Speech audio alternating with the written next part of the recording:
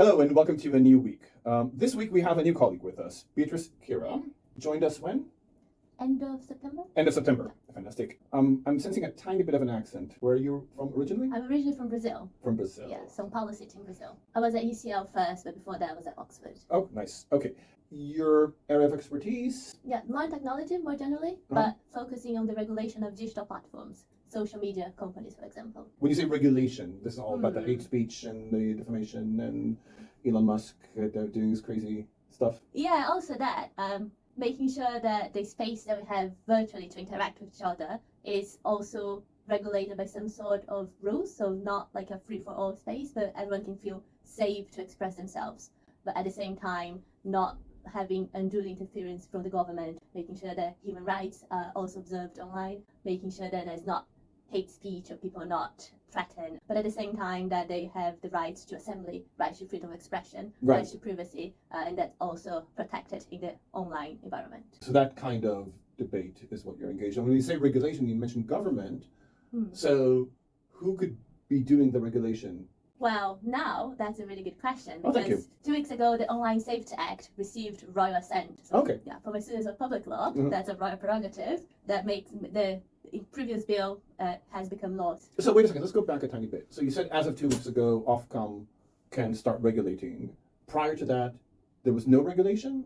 Prior to that was a bit less structured in a way. So that we had media regulation, traditionally like news publishers are regulated by Ofcom. There are of course fundamental rights and human rights that are recognized by the law, but there was no single piece of legislation that would create duties for technology companies in terms of how they should approach the design and enforce the rules on their platforms. A key point of that piece of legislation is the goal of protecting children online. So a lot of the rationale for bringing in this piece of regulation was the perception that children were being exposed to several different harms online.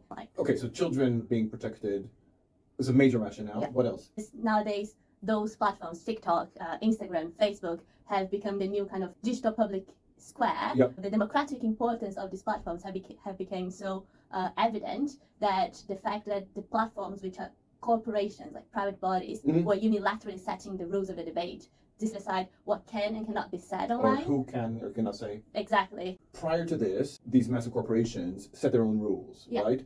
How they do that? So did they set their own rules, or was it a free-for-all? Well, if you go back perhaps 20 years, there was a little bit more of a free-for-all, but over time, because of course it's not in the interest of companies themselves to have the platforms filled with hate speech. People will run away. Exactly. Advertiser won't advert. Exactly. So, what is happening with Twitter recently? X. Yes. Good point. It's something that platforms have been worried about for a long time before, right? This concern that for them to be economically viable, to make sure, like from a business perspective, they want it to be safe, family-oriented. Exactly. Anyone could come in, otherwise. So, of course, So what did they do?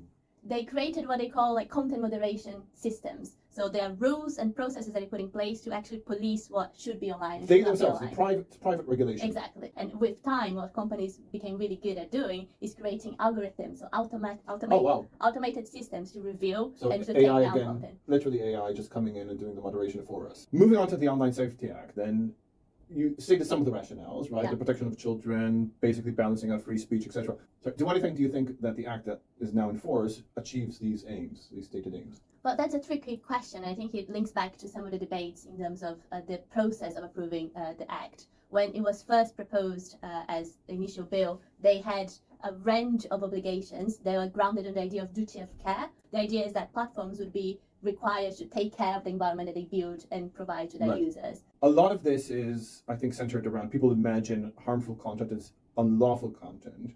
But I saw your blog post on our Sussex Law website, and you make the distinction between harmful content that's not legal and harmful content that's legal. Can you say more about that?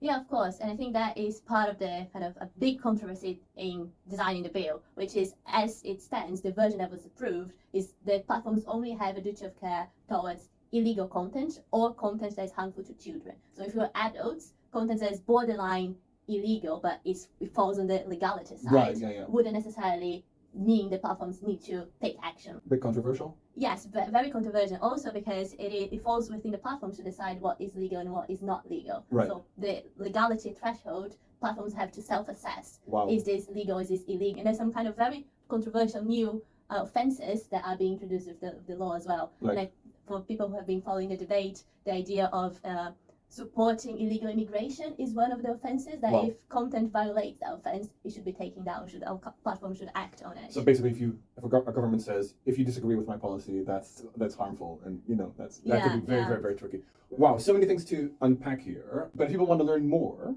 what kind of modules, what kind of optional modules are you involved in? Undergrad, final year, and master's modules? So a lot of this debate in terms of freedom of expression and media is covered in the media law and regulation module, which is a final year optional, and also in internet law and regulation, where a wider range of issues related to digital platforms is covered. And for master's students, cyber law is the one that I'll be teaching next term. And you have a new, exciting new module, also relevant. Yeah, I do.